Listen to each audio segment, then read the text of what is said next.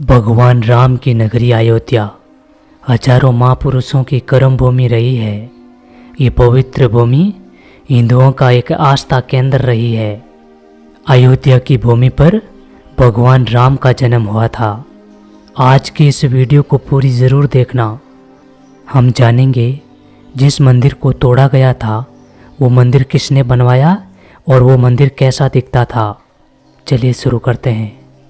एक शोध अनुसार ये पता चलता है कि भगवान राम का जन्म 5000 साल पहले हुआ था, चैत्र मास की नवमी को, जिसे रामनवमी के नाम से मनाया जाता है।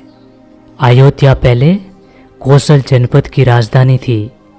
वाल्मीकि कीर्त रामायण के बालखंड में ये उल्लेख मिलता है कि अयोध्या 12 योजन लंबी और 3 योजन चौड़ी थी। वाल्मीकि रामायण में अयोध्यापुरी का वर्णन विस्तार से किया गया है। रामायण में अयोध्या नगरी के सरयू तट पर बसे होने और उस नगरी के भव्य और समृद्ध होने का उल्लेख मिलता है। यहाँ चौड़ी सड़कें थी, भव्य महल थे, बगीचे और आम के बाग थे और साथ ही चौराहे पर लगने वाले बड़े बड़े स्तंभ थे। हर व्यक्ति का घर राजमहल की तरह था। ये महापुरी 12 योजन यानी कि 96 मील चौड़ी थी। इस नगरी में सुंदर लंबी और चौड़ी सड़कें थी। इंद्र की अमरावती की तरह महाराज दशरथ ने इस पुरी को सजाया था। कहते हैं कि भगवान श्री राम के जल समाधि लेने के पश्चात अयोध्या कुछ काल के लिए ओझल हो गई थी, लेकिन उनकी जन्मभूमि पर बना वो महल वैसा का वैसा ही था।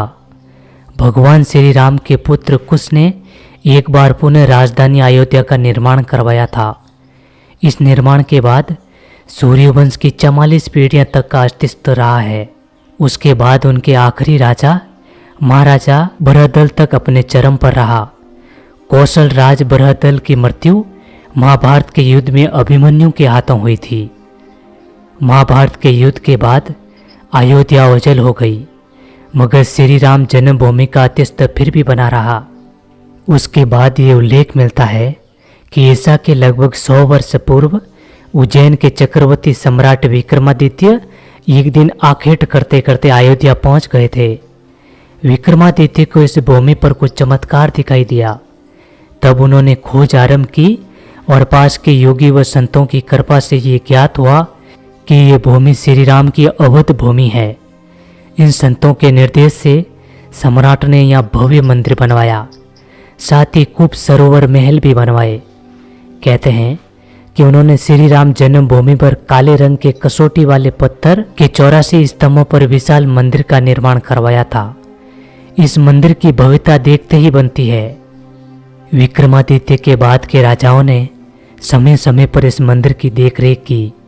उन्हीं में से एक युंग वंश के प्रथम शासक पुष्पमित्र युंग ने भी मंदिर का जीर्णोद्धार करवाया था। पुष्पमित्र का एक शिलालेख अयोध्या से प्राप्त हुआ था, जिसमें उसे सेनापति कहा गया है तथा उसके द्वारा 2 अश्वमेध यज्ञों के किए जाने का वर्णन है। अनेक अभिलेखों से ये ज्ञात होता है कि गुप्त वंशी चंद्रगुप्त द्वितीय के समय और पश्चात काफी समय तक अयोध्या गुप्त साम्राज्य की राजधानी थी। गुप्त कालीन महाकवि कालिदास ने अयोध्या का रघुवंश में कई बार उल्लेख किया है। उसके बाद कहते हैं कि चीनी भिक्षु फाहियान ने यहाँ देखा कि कई बुद्ध मठों का रिकॉर्ड रखा गया है। यहाँ पर 7वीं शताब्दी में चीनी यात्री हेनत्सांग आया था। उसके अनुसार यहाँ 20 बौद्ध मंदिर थे तथा 3000 भिक्षु रहते थे और यहाँ हिंदुओं का एक प्रमुख भव्य मंदिर बना था। यहाँ रोज हजारों की संख्या में लोग दर्शन करने आते थे, जिसे राम मंदिर कहा जाता था। इसके बाद ईसा की 11वीं शताब्दी में कनौज नरेश जयचंद आया था। उसने मंदिर पर सम्राट विक्रमादित्य के प्रतिष्ठित शिलालेख को उखाड़कर अपना नाम लिखवा लिया। पानीपत के युद्ध में जयचंद मारा गया। उसके बाद भारतवर्ष पर आक्रमणकारियों के आक्रमण और बढ़ गए। आक्रमणकारियों ने काशी मथुरा के साथ अयोध्या को भी जमकर लूटा और वहां पर बहुत से पुजारियों की हत्या की और मूर्तियां तोड़ने का क्रम जारी रखा। लेकिन 14वीं सदी तक वे अयोध्या में राम मंदिर को तोड़ने में सफल नहीं हो पाए। विभिन्न आक्रमणों के बाद भी सभी झांझावातों को झेलते हुए श्री राम की जन्मभूमि पर बना यह भव्य मंदिर 14वीं शताब्दी तक बचा रहा। कहते हैं कि सिकंदर लोदी के शासनकाल के दौरान यह मंदिर मौजूद था। 1527 और 28 में अयोध्या में स्थित भव्य मंदिर को तोड़ दिया गया और उसकी जगह बाबरी ढांचा खड़ा कर दिया गया।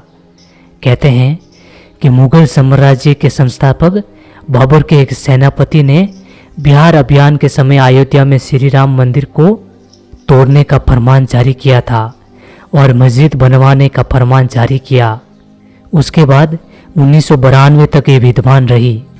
बाबरनामा के अनुसार 1528 में अयोध्या पड़ाव के दौरान बाबर ने मस्जिद बनवाई थी, जो 1992 में कुछ राम भक्तों के द्वारा उस मस्जिद को हटा दी गई।